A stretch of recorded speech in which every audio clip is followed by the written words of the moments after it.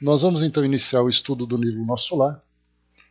Nós estamos nos 3 últimos capítulos, né? É o nosso encontro final do estudo, para o estudo dessa obra. E na próxima reunião nós já iniciaremos o livro Os Mensageiros, né? A segunda obra da coleção Vida no Mundo Espiritual de André Luiz. Então, vamos já aqui nos despedindo dessa obra tão especial, tão importante para todos nós. Nos itens anteriores, nos capítulos anteriores, nós vimos aqui a preparação da reencarnação da mãe de André Luiz, que, assumindo compromissos com aquele que foi o seu marido, né, e com as filhas também, e outros espíritos envolvidos em dores, né, que vivenciaram no passado, ela então se prepara para a reencarnação, para reunir esses espíritos e ajudá-los no seu crescimento. Vimos também a preparação de Dona Laura, a mãe de Lísias, que também se organizava para a reencarnação. Aqui no item 48, no capítulo 48, nós vamos aqui para o culto familiar, que é exatamente aqui a reunião de despedida de Dona Laura, né? Então diz assim para nós: talvez que a praticantes do espiritismo não fosse tão surpreendente a reunião a que comparecia em casa de Lísias, aos meus olhos, porém, o quadro era inédito e interessante. Na espaçosa sala de estar, reunia-se pequena assembleia de pouco mais de 30 pessoas. A disposição dos móveis era a mais simples. Enfileiravam-se poltronas confortáveis 12 a 12 diante do estrado, onde o ministro Clarencio assumira a posição de diretor, cercando-se da senhora Laura e dos filhos. A distância de 4 metros, aproximadamente, havia um grande globo cristalino, da altura de 2 metros, presumíveis, envolvido na parte inferior em longa série de fios que se ligavam a pequeno aparelho idêntico aos nossos alto-falantes. Numerosas indagações me bailavam no cérebro. Na sala extensa, cada qual tomara lugar adequado, mas observava conversações fraternas em todos os grupos. Achando-me ao lado de Nicolas, antigo servidor do Ministério do Auxílio e íntimo da família de Lísias, ousei perguntar alguma coisa. O companheiro não se fez rogado e esclareceu: estamos prontos, contudo aguardamos a ordem da comunicação. Nosso irmão Ricardo está na fase da infância terrestre e não lhe será difícil desprender-se dos elos físicos mais fortes por alguns instantes. Mas virá ele até aqui? Indaguei. Como não? Revidou o interlocutor. Nem todos os encarnados se agrilhoam ao solo da terra. Como os pomos-correio, que vivem, por vezes, longo tempo de serviço entre 2 regiões, espíritos há que vivem por lá entre 2 mundos. E indicando o aparelho à nossa frente, informou: ali está a câmara que nulo apresentará. Por que o globo cristalino? Perguntei curioso. Não poderia manifestar-se sem ele? É preciso lembrar, disse Nicolas atenciosamente, que a nossa emotividade emite forças suscetíveis de perturbar. Aquela pequena câmara cristalina é constituída de material isolante. Nossas energias mentais não poderão atravessá-la. Nesse instante, foi Lísias chamado ao fone por funcionários da comunicação. Era chegado o momento. Poder-se-ia começar o trabalho culminante da reunião. Verifiquei no relógio de parede, onde estávamos com 40 minutos depois da meia-noite. Notando-me o olhar interrogativo, disse Nicolas em voz baixa: somente agora há bastante paz no recente lar de Ricardo, lá na terra. Naturalmente, a casa descansa, os pais dormem e ele, em a nova fase, não permanece inteiramente junto do berço. Aqui vale um comentário importante, né, que nós temos aqui eles colocando um relógio na parede, né? E isso vai contra todo o entendimento que nós temos que a vida no mundo espiritual ela é atemporal, né? Ou seja, né?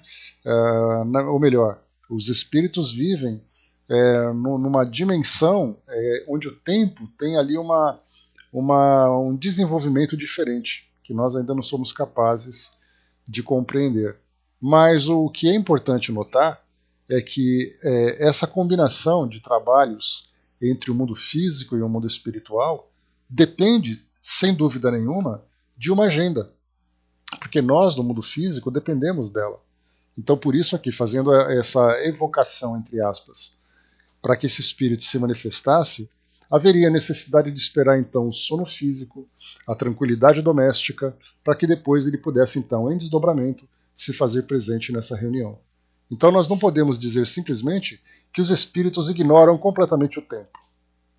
Dependendo da forma como o trabalho se desenvolve, o tempo é importantíssimo, até porque lembramos, por exemplo, que o indivíduo que está no mundo espiritual tem assim a sua programação reencarnatória elaborada, ele reencarna e vive aqui no mundo físico. O período que ele fica no mundo físico, nesses anos de desenvolvimento, se for o caso para esse espírito, ele é observado no plano espiritual, ele não é ignorado. Então eles sabem, por exemplo, que o espírito se encontra há 50 anos, há 60 anos encarnados. Então esses 50 e 60 anos têm valor no mundo espiritual a partir do momento em que você acompanha um espírito que se encontra encarnado. Então nós não podemos simplesmente dizer definitivamente o tempo para os espíritos não importa. Importa se o espírito tiver algum trabalho relacionado com as atividades do mundo material. Para ele, espírito, no momento em que ele desencarna, o tempo dele é específico para o seu próprio desenvolvimento. A partir do momento em que ele depende de um trabalho compartilhado, já não é mais apenas o seu próprio tempo. Então nós vimos, por exemplo, no caso de André Luiz, ele desencarnou do tempo da sua desencarnação, passando por todo aquele período de perturbação, mais esse período de desenvolvimento. O tempo em que ele está se desenvolvendo não diz respeito a nada relacionado com o mundo físico, é apenas dele. Camilo Castelo Branco, depois do suicídio, que o levou então àquele estado tão problemático no mundo espiritual, ficou ali durante 50 anos. Ele não era esperado, por exemplo, no mundo físico. Então, os seus 50 anos, daquilo que ele colocou em termos de equivalência com o nosso tempo aqui no nosso planeta, aquele tempo era para ele, exclusivamente para ele. Mas a partir do momento em que ele começou a realizar atividades de assistência, como nós vimos, né, que ele fez viagens aqui para o Brasil, fazendo ali trabalhos com outros espíritos, ele dependia, por exemplo, do dia que o centro espírita trabalhava, da hora em que ele abria, a hora que o centro espírita fechava, a hora que começava o trabalho de evocações ou de trabalhos de desdobramentos. Tudo isso era absolutamente necessário.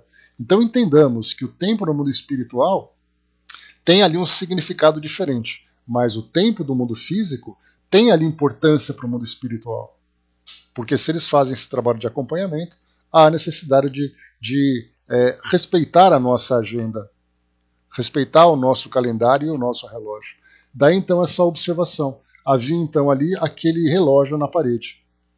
Porque muitas pessoas já começam de imediato a questionar essa questão do relógio no mundo espiritual. Lembremos que o trabalho é compartilhado. Continuando. Somente agora há bastante paz no recente lar de Ricardo, lá na Terra. Naturalmente a casa descansa, os pais dormem e ele, em nova fase, não permanece inteiramente junto ao berço.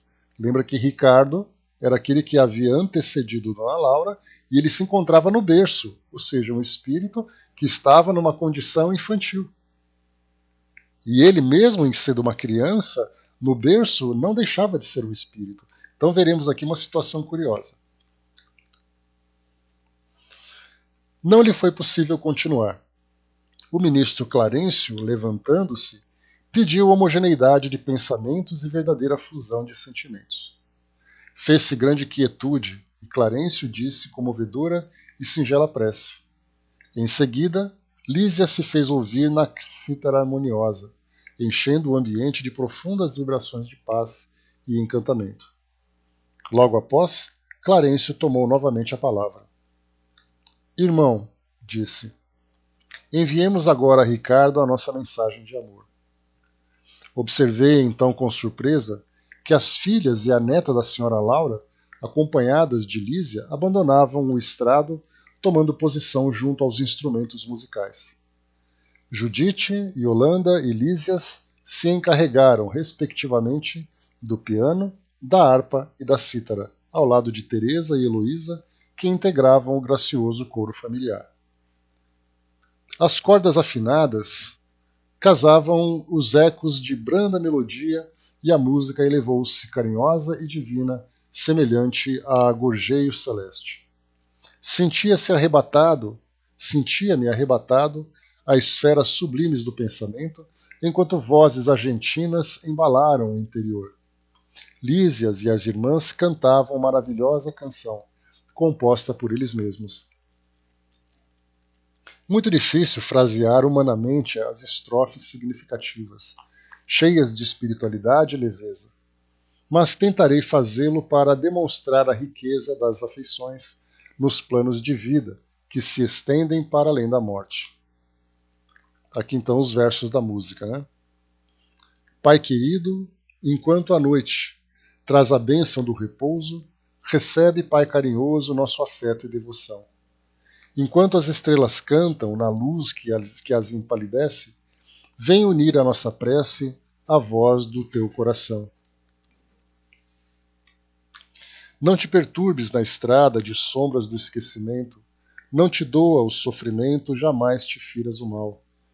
Não temas a dor terrestre, recorda a nossa aliança, conserva a flor da esperança para a aventura imortal. Enquanto dormes no mundo, nossas almas acordadas relembram as alvoradas desta vida superior. Aguarda o porvir risonho, espera por nós que um dia volveremos à alegria do jardim do teu amor. Vem a nós, Pai generoso, volta à paz do nosso ninho, torna as luzes do caminho, ainda que seja sonhar. Esquece um minuto a terra e vem sorver a água pura de consolo e de ternura das fontes de nosso lar. Nossa casa não te olvida o sacrifício ou a bondade, a sublime caridade de tuas lições de bem. Atravessa a sombra espessa, vence, Pai, a carne estranha, sobe ao cume da montanha, vem conosco orar também. Belíssimo, né? Às derradeiras notas da bela composição, notei que o globo se encobria interiormente de substâncias leitoso-acidentada, apresentando logo em seguida a figura simpática de um homem de idade madura. Era Ricardo. Impossível descrever a sagrada emoção da família, dirigindo-lhe amorosas saudações. Olá, Didimão.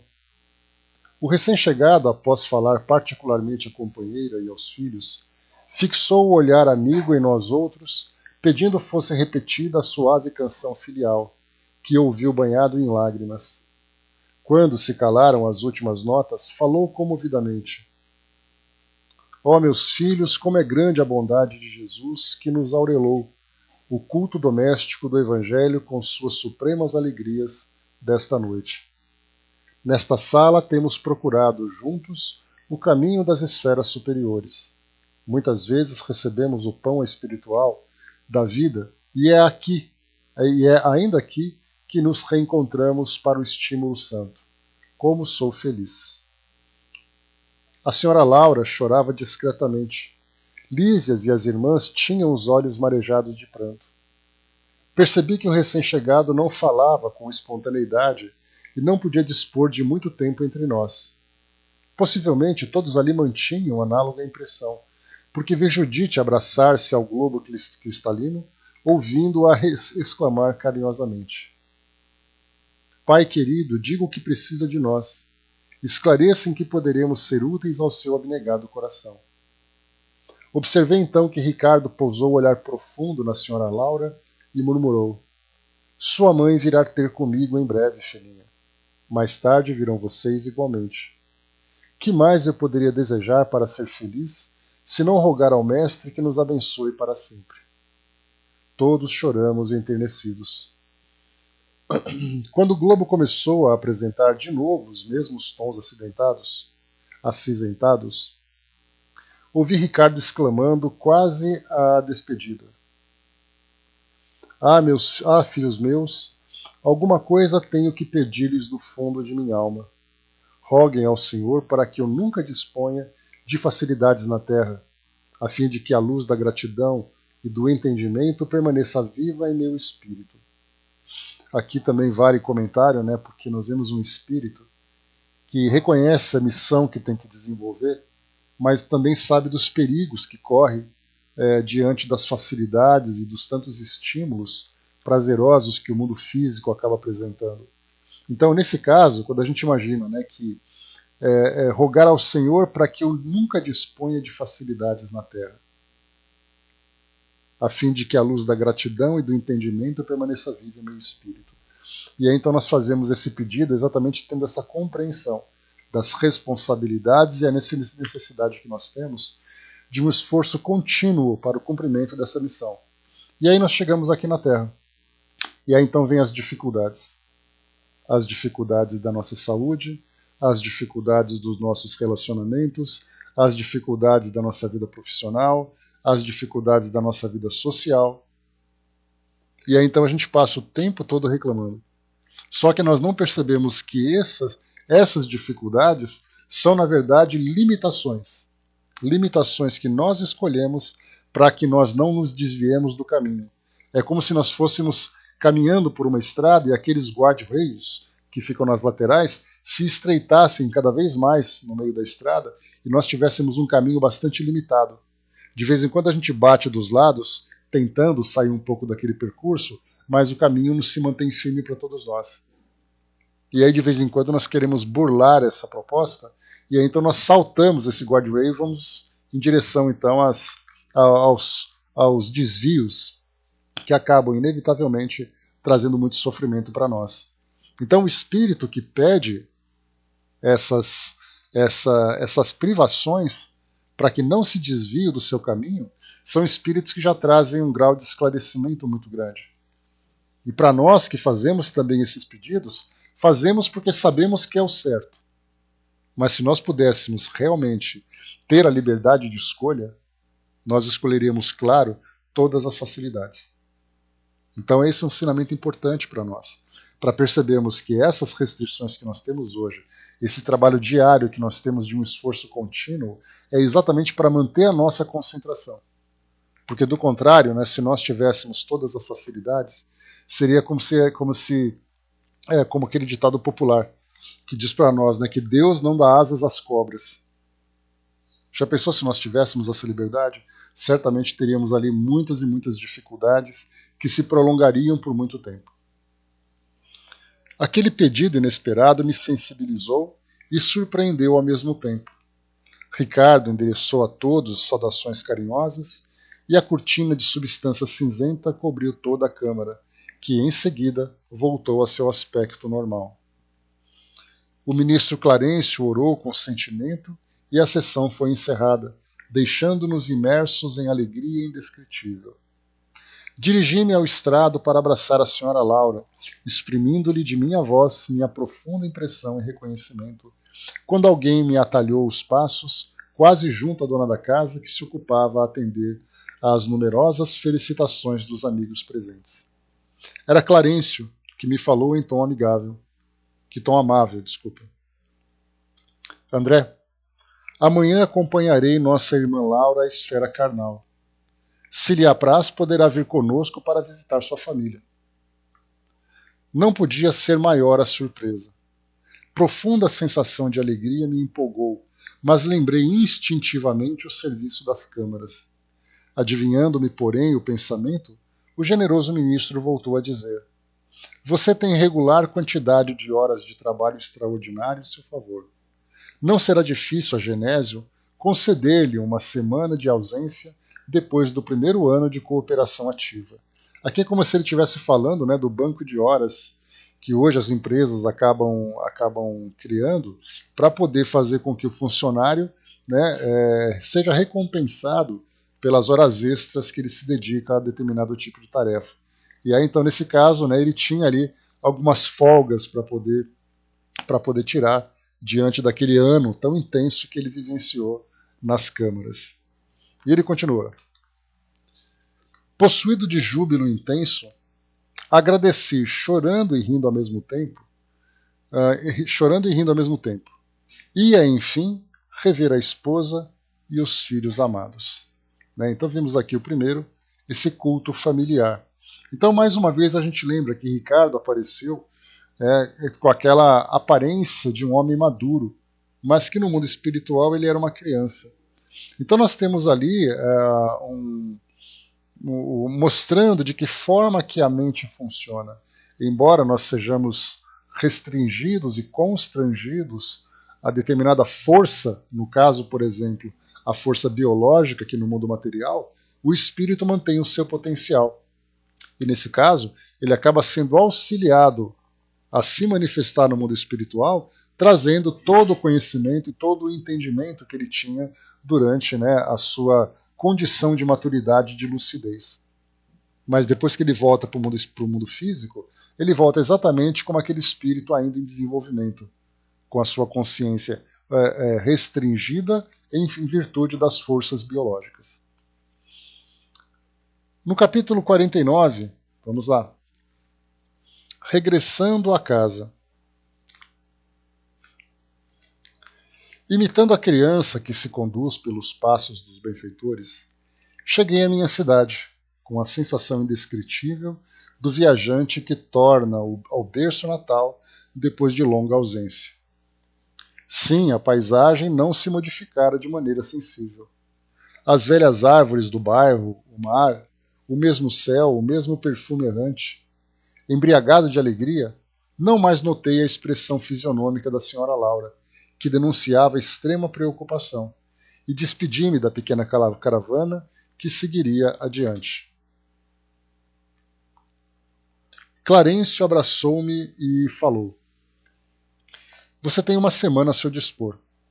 Passarei aqui diariamente para revê-lo, atento aos cuidados que devo consagrar aos problemas da reencarnação de nossa irmã.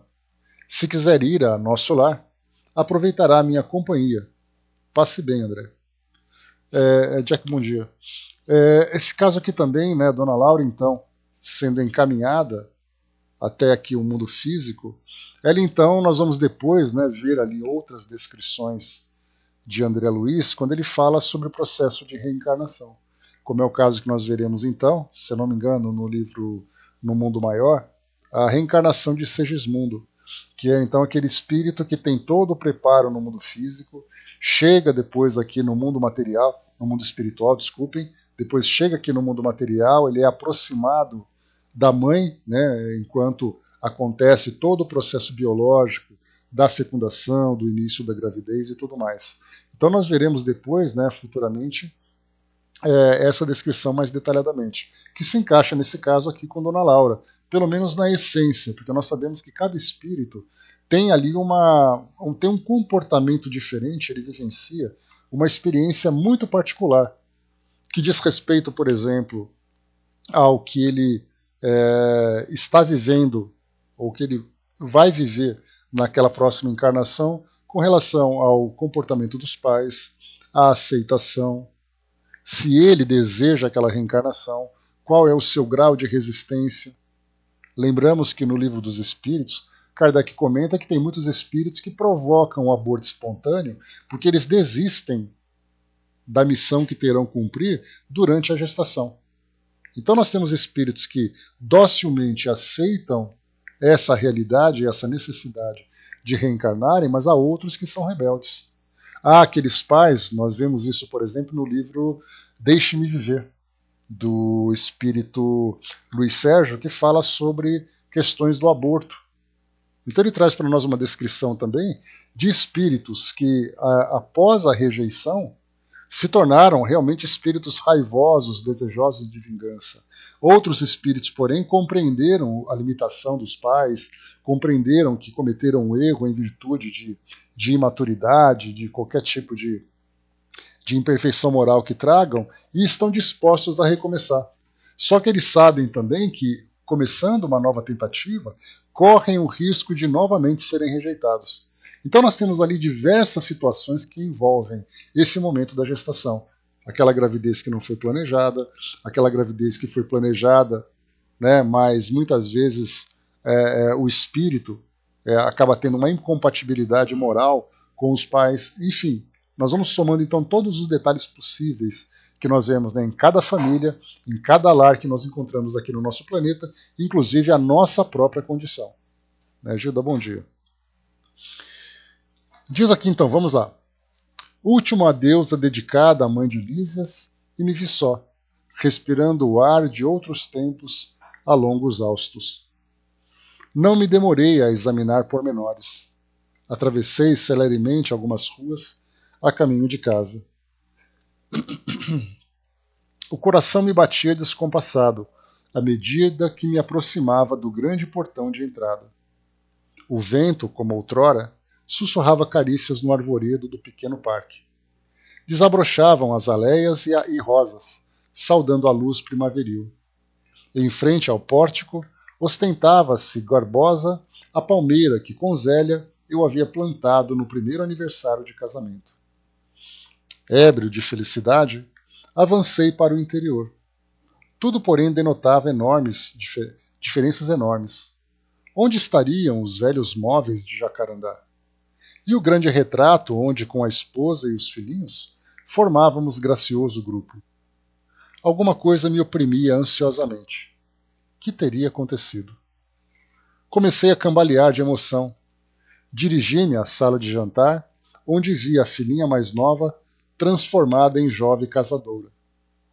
E quase no mesmo instante, vi Zélia que saía do quarto acompanhando um cavalheiro que me pareceu médico à primeira vista.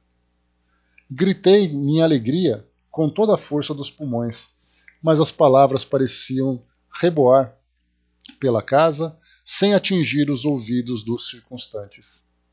Compreendi a situação e calei-me, desapontado.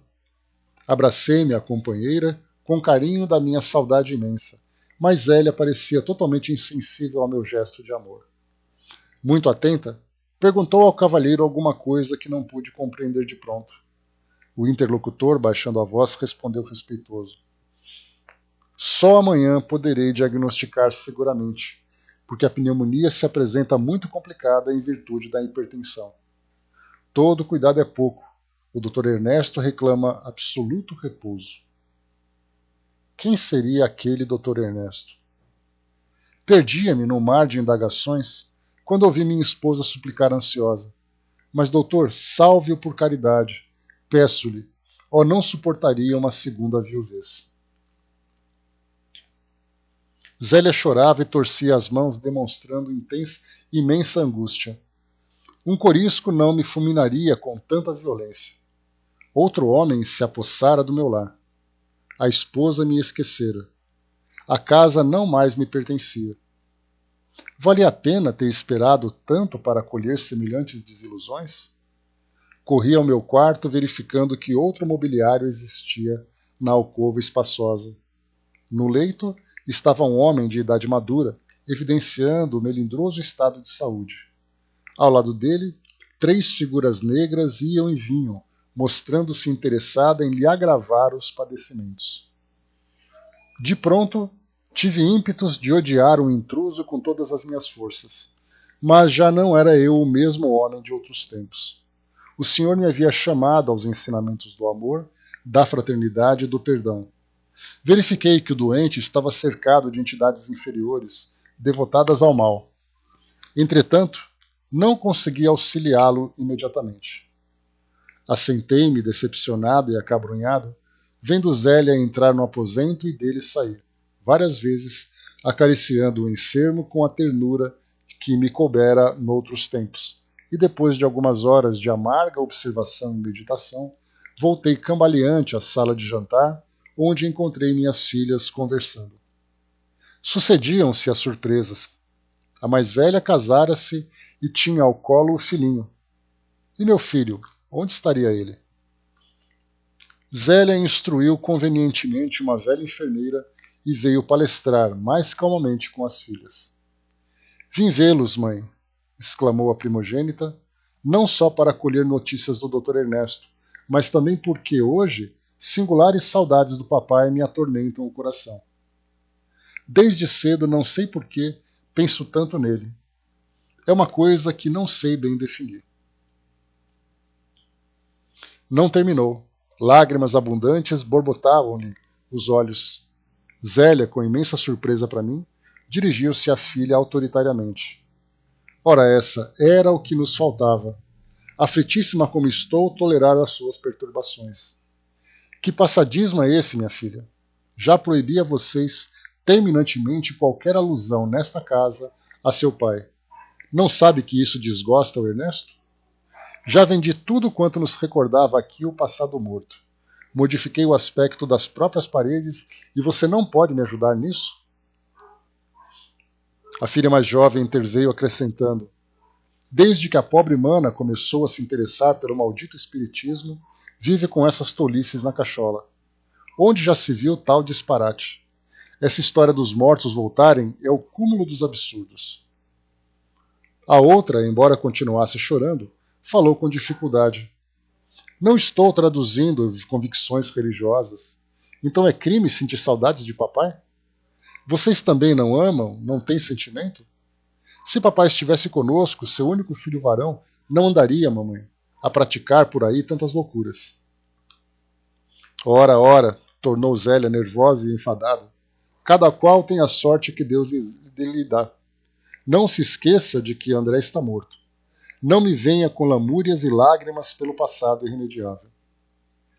Aproximei-me da filha chorosa e estanquei-lhe o pranto, murmurando palavras de encorajamento e consolação que ela não registrou auditiva, mas subjetivamente sob a feição de pensamentos confortadores. Afinal, via-me em face de singular conjuntura. Compreendi agora o motivo pelo qual meus verdadeiros amigos haviam procrastinado tanto meu retorno ao lar terreno. Palmeiras, bom dia. Mais uma vez aqui nós vimos então nesse trecho as surpresas, né, que André Luiz encontrou no lar, não apenas com relação às mudanças na configuração familiar, mas principalmente nos sentimentos e ideias das pessoas.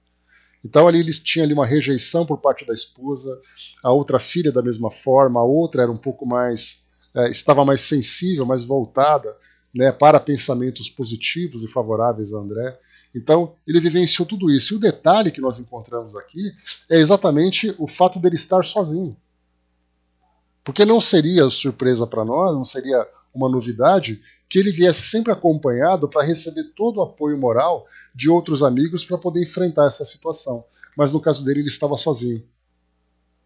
E era para ele uma necessidade lidar com tudo isso exatamente para poder testar, colocar à prova todo o aprendizado que ele adquiriu no mundo espiritual até aquele momento, se vendo não como sendo detentor ou o possuidor de um patrimônio físico aqui no mundo, um patrimônio aqui no mundo físico, no caso, a sua família. Ele não era dono da família, ele não era dono da esposa ou dono dos filhos, ele era simplesmente um espírito em evolução. E ele então, com esse choque, ele tinha que aprender a lidar com isso. Foi uma mudança difícil, né? Principalmente porque ele, tendo sido um homem muito materialista, muito orgulhoso, muito autoritário com relação à família que ele tinha, esse choque era necessário para ele. Certamente, em outras circunstâncias, espíritos o acompanhariam, o desencarnado, até o seu lar, para poder dar todo o apoio, para poder perceber, né, que essa mudança era necessária e tudo mais. Mas para André Luiz era exatamente um choque com o seu passado. Porque ele estava, na verdade, colhendo aquilo que ele plantou. Nós vimos isso logo no início aqui de Nosso Lar. Muitos espíritos desencarnam, chegam no mundo espiritual com a consciência tranquila, porque eles acham que não fizeram nada de errado, e de repente quando eles voltam, eles perceberam que eles deixaram, na verdade, uma estrada composta por muita mágoa, com muito sofrimento. E aí então eles acham que voltando vai estar tudo bem, porque o jeito que eles viviam era o satisfatório. Só que aqueles que estavam submetidos a esse meio, a esse jeito de viver, estavam na verdade sendo oprimidos. E no momento em que ele desencarnou, deram graças a Deus que agora tudo mudou. E só depois que o espírito vai se dar conta disso. E nós teremos, lamentavelmente, muitas frustrações a serem registradas para espíritos que desencarnam, acreditando que, nossa, eu desencarnei, a minha família vai sentir muita saudade de mim. Pelo contrário. O espírito vai se dar conta depois dos erros que ele cometeu e do quão inconveniente, e quão sofrido, dolorosa era a convivência com ele. Só que depois que isso já aconteceu, o espírito, na verdade, vai ter que voltar e fazer a reconstrução daquilo que ele destruiu. Muitas frustrações por parte de filhos, por parte de pais, por parte de mães, enfim. Teremos ali várias situações para analisar nesse sentido. Angústias e decepções sucediam-se de tropel. Minha casa apareceu-me então, minha casa, hein? Percebam isso, que é importante que ele colocar. Nessas palavras que nós vamos entender exatamente a ideia de posse, porque eu vou ver a minha esposa, os meus filhos, a minha casa. Ele ainda achava que tinha direitos sobre esse patrimônio terreno. Minha casa pareceu-me então um patrimônio que os ladrões e os vermes haviam transformado.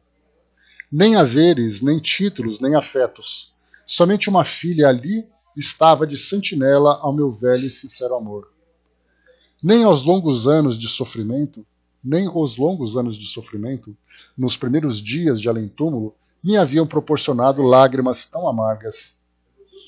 Chegou a noite e voltou o dia, encontrando-me na mesma situação de perplexidade a ouvir conceitos e a surpreender atitudes que nunca poderia ter suspeitado. Então aqui nós vimos que ele comentou que o tempo que ele sofreu na chegada no mundo espiritual do que é durante aqueles 8 anos era algo que dizia respeito a ele próprio.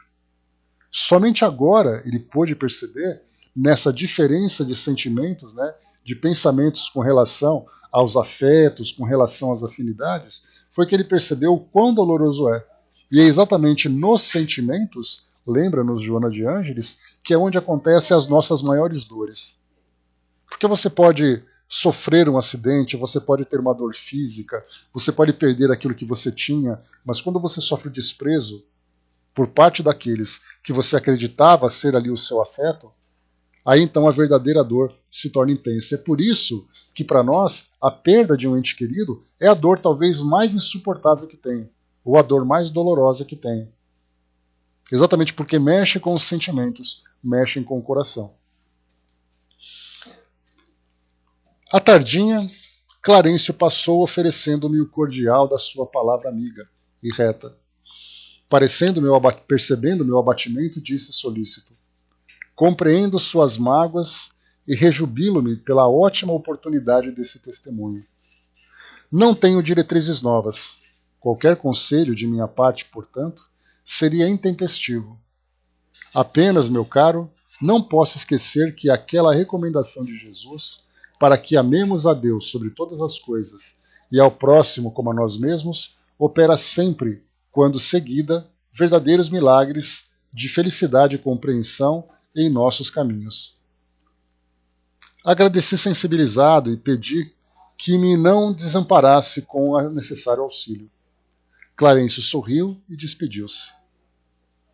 Então, em face da realidade, absolutamente só no testemunho, percebam aqui agora, exatamente essa solidão que ele tem que dar diante daquele testemunho, era algo que só pertencia a ele. Não adiantava ter alguém próximo a ele, ele tinha que lidar com essa realidade, porque foi a realidade que ele mesmo construiu. Então esse choque, na verdade, é um choque terapêutico. Se houvesse aquele amparo consolador para que ele lidasse com essa situação, talvez ele não aproveitasse tanto da oportunidade como agora, nessa circunstância. Então, em face da realidade, absolutamente só no testemunho, comecei a ponderar o alcance da recomendação evangélica e refleti com mais serenidade. Afinal de contas, por que condenar o procedimento de Zélia? E se fosse eu o viúvo na terra? Teria, acaso, suportado a prolongada solidão? Não teria recorrido a 1000 pretextos para justificar novo consórcio? E o pobre enfermo? Como e por que odiá-lo? Não era também meu irmão na casa de nosso pai? Não estaria o lar talvez em piores condições se Zélia não houvesse aceitado a aliança efetiva? Preciso era, pois, lutar contra o egoísmo feroz. Jesus conduzira-me a outras fontes. Não podia proceder como homem da terra. Minha família não era apenas uma esposa e 3 filhos da terra. Era, sim, constituída de centenas de enfermos nas câmaras de retificação e estendia-se agora à comunidade universal. Dominado de novos pensamentos, senti que a linfa do verdadeiro amor começava a brotar das feridas benéficas que a realidade me abrira no coração. Então aqui agora, né, terminando esse relato de André Luiz, se vendo agora realmente como um espírito que já não mais era aquele que tinha suas posses no mundo material, mas era aquele que agora pertencia à comunidade universal, via que todos eram irmãos. Todos nós somos irmãos. E por isso, dentro desse sentimento de fraternidade, nós temos que trabalhar sempre pelo bem, não importa a quem. É assim que diz o ditado popular. Aqui agora no último capítulo, capítulo 50, Cidadão de Nosso Lar. Na segunda noite, lembrando que ele ficou lá durante uma semana, né? Seria o período que ele ficaria. Na segunda noite sentia-me cansadíssimo. Começava a compreender o valor do alimento espiritual através do amor e do entendimento recíprocos. Em nosso lar, atravessava dias vários serviços ativos, sem alimentação comum, no treinamento de elevação a que muitos de nós se consagravam. Bastava-me a presença dos amigos queridos, as manifestações de afeto, a absorção de elementos puros através do ar e da água, mas ali não encontrava senão um escuro campo de batalha, onde os entes amados se convertiam em verdugos. As meditações preciosas que a palavra de Clarencio me sugerira davam-me certa calma ao coração. Compreendia finalmente as necessidades humanas. Não era proprietário de Zélia, mas seu irmão e amigo. Não era dono de meus filhos, e sim companheiros de luta e realização. Recordei que a senhora Laura, certa feita, me afirmara que toda criatura no testemunho deve proceder como uma abelha, acercando-se das flores da vida, que são as almas nobres, no campo das lembranças, extraindo de cada uma a substância dos bons exemplos para adquirir o mel da sabedoria. Apliquei ao meu caso o proveitoso conselho e comecei recordando minha mãe. Não se sacrificara a ela por meu pai a ponto de adotar mulheres infelizes como filhas do coração? Aqui a gente lembra, né, que André Luiz, quando os pais se encontravam encarnados, o pai acabava cometendo muitos erros, né, dentro do campo da infidelidade. E depois da sua desencarnação, aquelas mulheres com quem ele tinha envolvimento afetivo, se tornaram, na verdade, obsessoras. E aí, então foi aquela perseguição, aquele sofrimento todo, enquanto a mãe de André Luiz ela se elevara realmente espiritualmente, né, e no plano espiritual, então, ocupava planos mais elevados. E aí, então, nessa nova encarnação, ela tomou por decisão novamente reencarnar, casar-se novamente com o mesmo marido e ter aquelas filhas, aquelas mulheres que eram ali as perseguidoras do então marido, como filhas. Então, quer dizer, é um trabalho, né, de tamanha nobreza que nós não conseguimos dimensionar. Porque geralmente nós estamos muito mais na condição daqueles que são adotados como filhos do que aqueles que praticam a adoção. Né, como o caso aqui, por exemplo, da mãe de André Luiz, né, esqueci o nome dela, que então adotou todos esses filhos como sendo ali aqueles filhos do coração. Então, geralmente, nós estamos naquela parte dos espíritos que sofrem, que provocam sofrimento, que são rebeldes, né? Então, mudando o nosso pensamento, nós já começamos a perceber a nobreza desse trabalho. Angelina colocou como é difícil para o espírito entender a briga por herança. E na verdade, Angelina, esse tipo de situação também é uma prova para o espírito. Assim como André Luiz agora ele passa por essa experiência dolorosa de voltar sozinho a esse, entre aspas, campo de batalha, que é reencontrar sua família e perceber os sentimentos que ele que ele plantou no coração daquelas pessoas, as transformações que sofreram e tudo mais, nós encontramos em muitas desencarnações os espíritos que ficam lúcidos, despertos, durante todo o processo de sepultamento, velório, partilha de bens, para ver exatamente tudo aquilo que ele semeou. E é uma tortura indescritível. Principalmente porque o espírito, quando vê isso, ele não tem aquele sentimento de arrependimento. Ele tem um sentimento de revolta, porque ele achava que por tudo aquilo que ele fez materialmente para a família, ele deveria receber todo o reconhecimento de volta. E ele não apenas não tem o reconhecimento, porque ele percebe no coração das pessoas que ele é um ser que foi desprezado, que ele é um ser que foi esquecido, como também o patrimônio que ele achava tão importante, que era o que ele mais valorizava, começa então a ser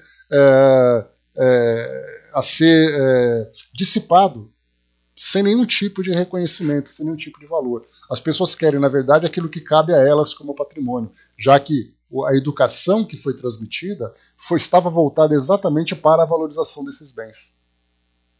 Então, por isso, nós encontramos esses espíritos que ficam ali ligados, se tornam verdadeiros obsessores da própria família. Não porque eles estão com a intenção de prejudicar, mas porque ele está vinculado àquela situação. Embora muitos espíritos se tornem realmente perseguidores dos próprios familiares pela forma como as coisas aconteceram. E isso é uma prova terrível. Então, feliz no espírito que desencarna, Ligeirinho, bom dia, do espírito que desencarna, e fica esse período de inconsciência, fica adormecido até que ele possa retomar a sua condição de equilíbrio e depois se desenvolver. Porque você presenciar aqueles momentos iniciais da desencarnação é algo terrível, principalmente diante dessas decepções. Quando o espírito é amado, quando ele percebe no coração das pessoas realmente a saudade, aquele sofrimento delas também os faz sofrer. O faz sofrer, né? Porque ele vai ver então que as pessoas estão sofrendo pela perda, mas ele continua vivo. Então ele vai dizer, olha, eu continuo vivo, não precisa ficar desse jeito, porque as pessoas entram em verdadeiro desespero. Há aqueles que dizem, me leve junto porque eu não suporto mais viver. E o espírito fala, eu estou vivo, olha, eu estou aqui do seu lado. E simplesmente não é ouvido. Então nós vamos percebendo que as famílias que vão se equilibrando dentro de um ensinamento espiritual que traz realmente o esclarecimento, o entendimento, o equilíbrio, a família compreende e o espírito compreende. E eis então que o espírito desencarna com tranquilidade. Foi o caso que nós vimos, por exemplo, de irmão Jacó. O que ele descreveu para nós, durante o seu velório, eram aquelas pessoas que iam ali e estavam ali apenas cumprindo um protocolo social. Como acontece, né? Se nós percebemos, por exemplo, embora nós tenhamos sentimentos nobres por aqueles entes queridos que desencarnaram, nós percebemos que os velórios, os sepultamentos, acabam sendo eventos sociais onde as famílias se encontram, primos distantes, amigos que há muito tempo não aparecem, e aí depois fica aquela conversa toda em torno de assuntos fúteis, não valorizando, por exemplo, o espírito que desencarna. Foi exatamente o que o irmão Jacó trouxe para nós como descrição. Mas nesse caso, ele estava ali apenas ele era apenas o relator daquele evento, daquela experiência vivida da desencarnação, até chegar numa condição de equilíbrio no mundo espiritual. Mas há aqueles espíritos que não têm essa missão, é uma punição. E a punição dele vai ser ficar acordado, desperto, acompanhando tudo aquilo que acontece, que foi exatamente fruto das sementes que ele mesmo lançou. Que é algo muito difícil. E nós falamos assim de briga por herança, né, que você colocou. Muitas vezes nós pegamos uma família simples que não tem patrimônio, mas o que vemos ali na hora são os sentimentos que brotam do coração das pessoas. É aquele sentimento, graças a Deus que isso acabou. Não existe nada mais doloroso para o espírito do que ele ter esse sentimento. Dele achar que ele era amado, que ele era importante, que ele era insubstituível, e de repente quando ele vai embora, a primeira coisa que ele ouve é graças a Deus que isso acabou. Então essa é uma das experiências que os espíritos vivenciam logo no início da desencarnação. Porque a gente pensa que ele vai ficar assim, nossa, porque você vai para o plano espiritual, porque você fica em perturbação, você fica com aquele pensamento, fica naquele ambiente umbralino. Nada, junto com a família ele já começa a sentir os primeiros efeitos. Continuando, vamos lá.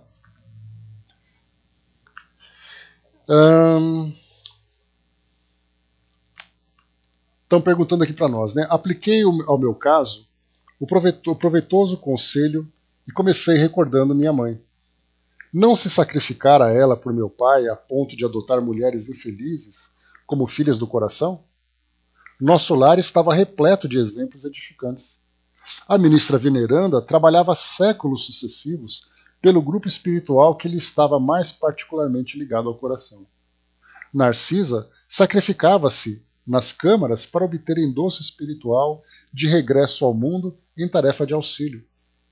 A senhora Hilda vencera o dragão do ciúme inferior e a expressão de fraternidade dos demais amigos da colônia.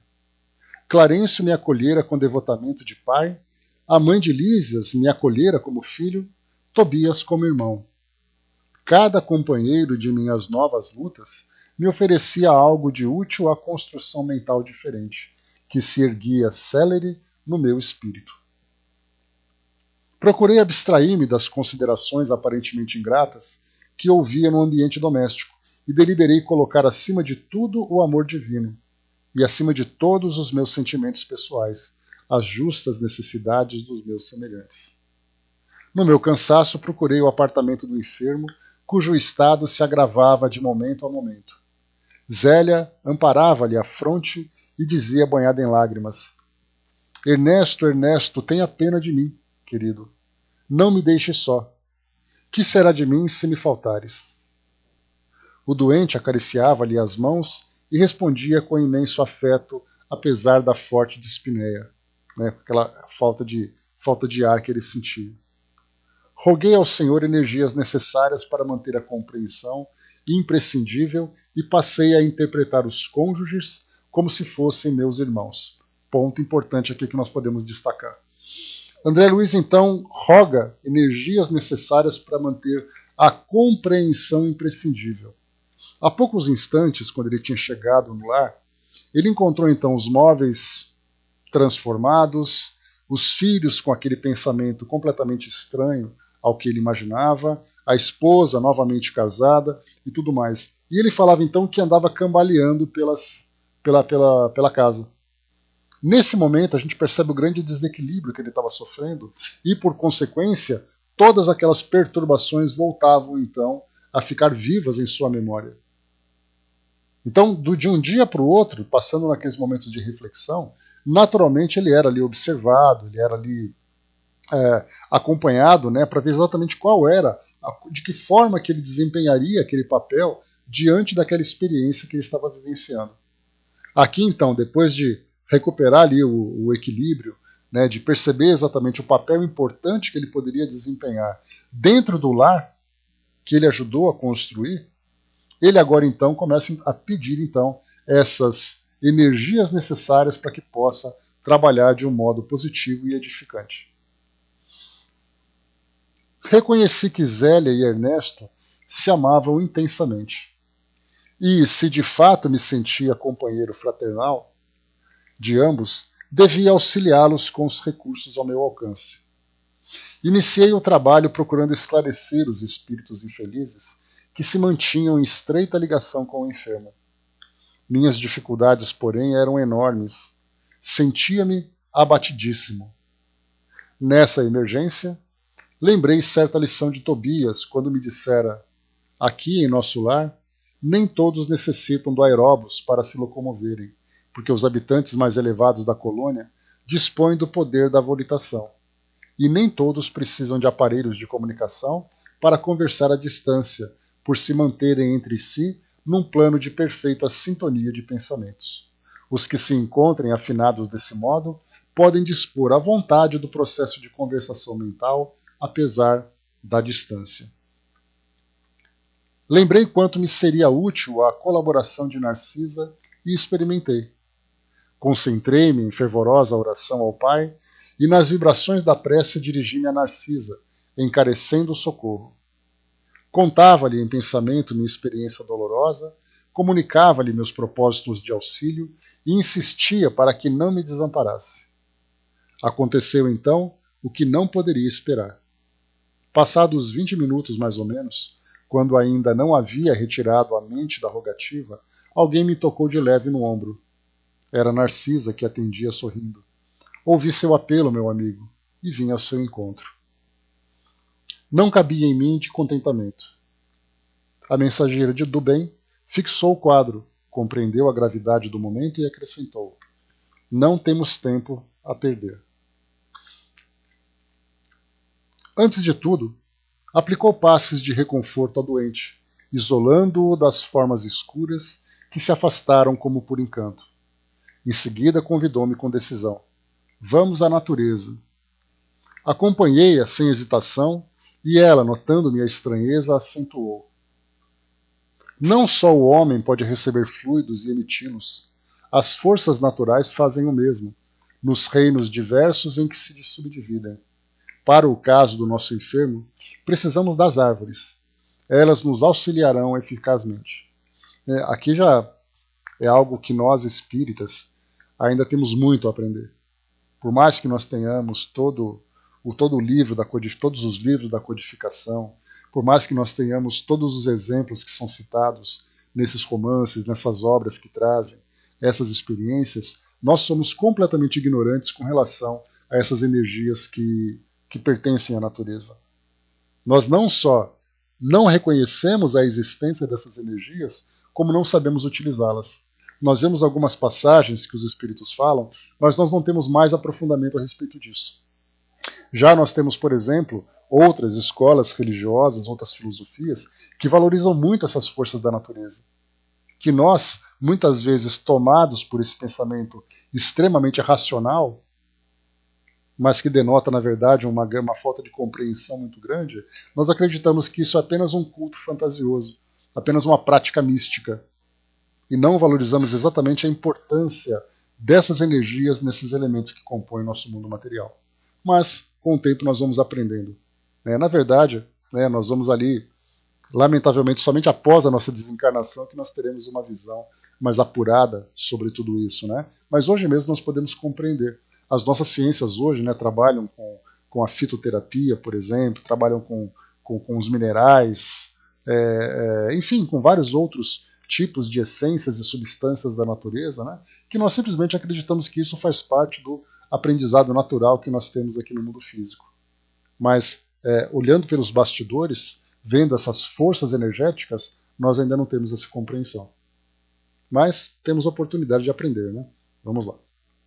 E é por isso, por falta de um aprofundamento nesse entendimento, é que nós vemos tantas práticas que muito mais parecem místicas do que efetivas no tratamento e no benefício que nós podemos colher de tudo isso. Na nossa alimentação, nos nossos medicamentos, enfim, tudo aquilo que pode nos beneficiar. Quanto mais, melhor, Angelina? A gente ter essa conexão com a natureza. Mas ainda assim a gente pensa assim, eu adoro a natureza. E a gente nem imagina todas as forças que estão sendo mobilizadas nesse ambiente natural que nós temos hoje. E daí então vem como consequência toda a destruição da nossa fauna, da nossa flora, todas as consequências físicas e fluídicas que o nosso planeta acaba sofrendo. Então vamos lá. Não só o homem pode receber fluidos e emiti-los. As forças naturais fazem o mesmo, nos reinos diversos em que se subdividem. Para o caso do nosso enfermo, precisamos das árvores. Elas nos auxiliarão eficazmente. Admirado da lição nova, seguia silencioso. Chegados ao local onde se alinhavam enormes frondes, Narcisa chamou alguém, com expressões que eu não podia compreender. Daí a momentos, 8 entidades espirituais atendiam-lhe ao apelo. Imensamente surpreendido, via indagar da existência de mangueiras e eucaliptos. Devidamente informada pelos amigos, que lhe eram totalmente estranhos, A enfermeira explicou.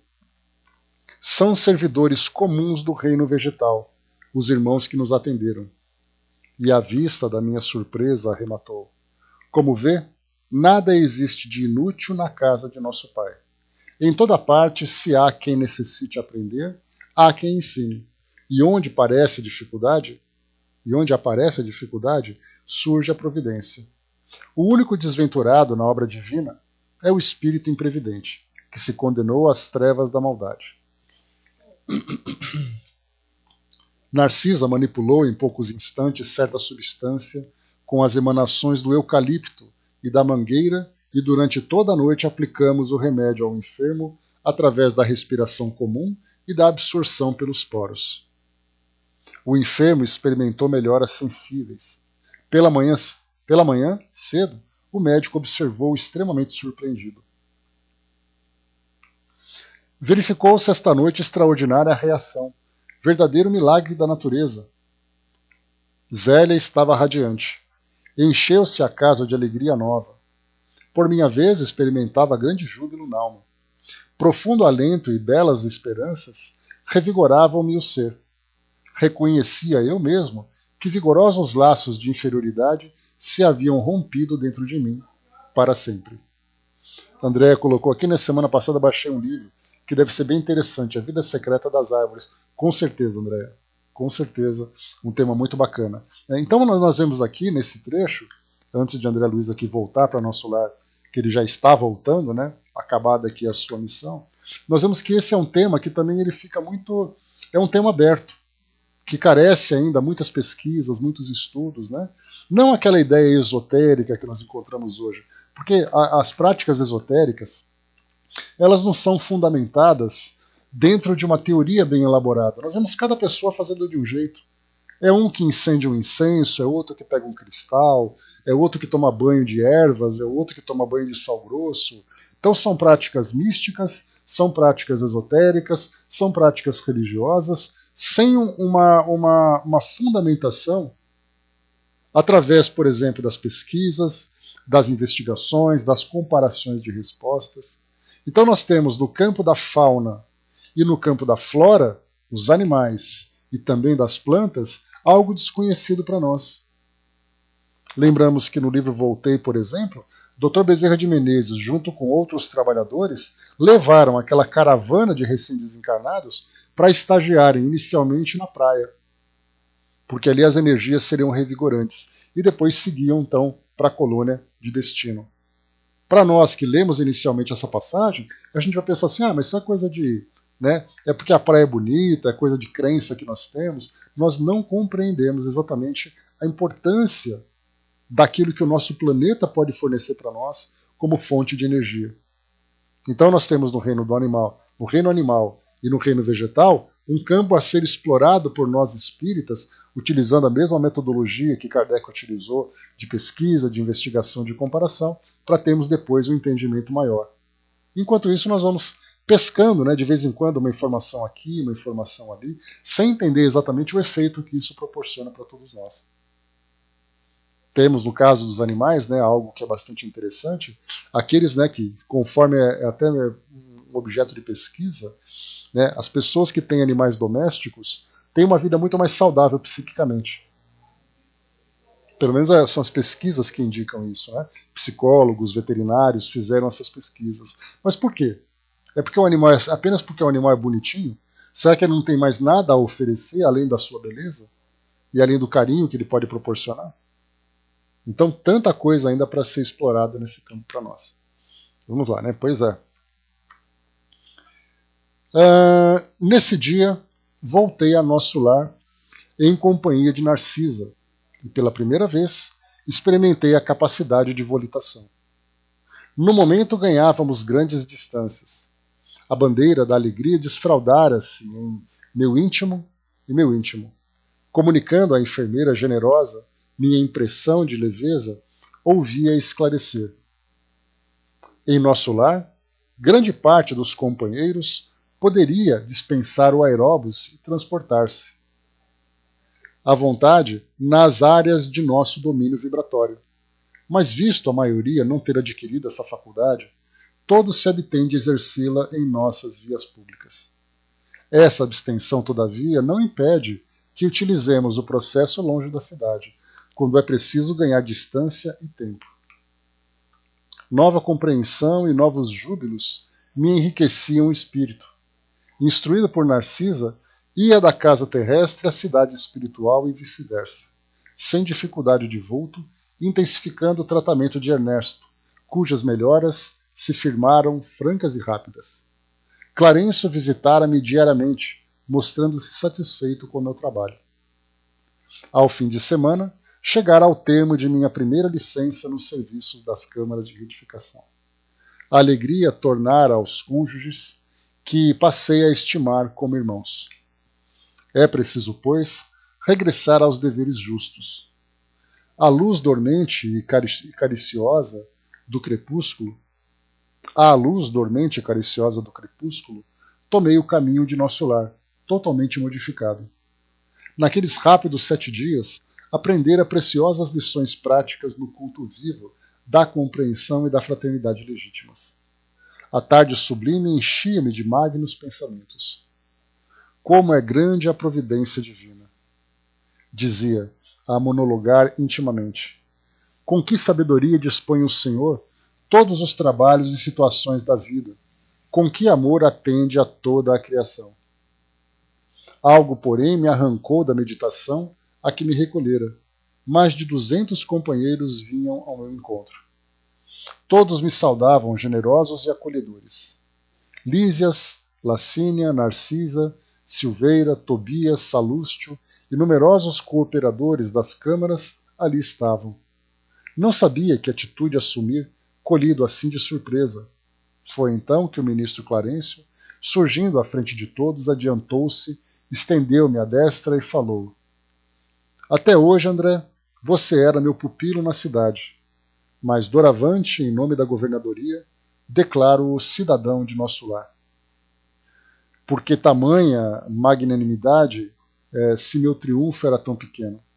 Não conseguia reter as lágrimas de emoção que me embargavam a voz, e considerando a grandeza da bondade divina, atirei-me aos braços paternais de Clarencio, a chorar de gratidão e de alegria. Aqui então terminamos nosso lar, né? O nosso livro, o primeiro livro da série de André Luiz, Vida no Mundo Espiritual, trazendo para nós, né, essa movimentação, trazendo para nós essas tantas atividades, tantas personagens que nós conhecemos de todas as esferas evolutivas, né, pertinentes aqui à colônia, naturalmente. E aqui, a partir desse momento, nos próximos livros, nós veremos André Luiz não mais um paciente de nosso lar, mas sendo ali um membro daquela comunidade e, portanto, ativo nas atividades que ela desenvolve. Então nós aprenderemos com André Luiz toda essa mobilização, essa dinâmica do mundo espiritual na assistência no mundo espiritual e também no mundo físico. Então nós veremos agora o que ele está fazendo como membro daquela comunidade. Então, meus amigos, encerramos por aqui